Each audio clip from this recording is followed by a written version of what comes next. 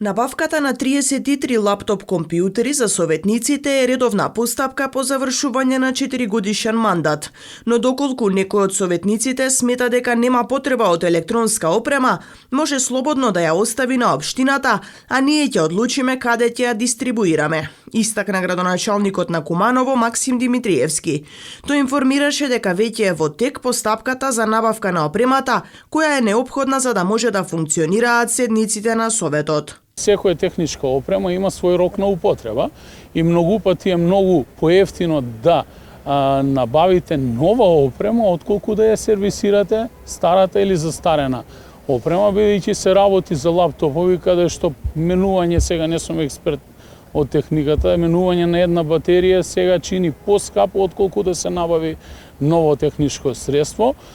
Истите лаптопови потоа откако ќе ги вратат, одат на технички сервис и доколку добиеме информација од сервисерот дека може да бидат користени, ги задржуваме во општината и ги користиме во понатамошна употреба во деловите на општината и оделенија и секторите каде што се потребни. Градоначалникот на Куманово нагласи дека последниве 2 години општината издвоила повеќе средства за набавка на високотехнолошка опрема и опремување на училиштата.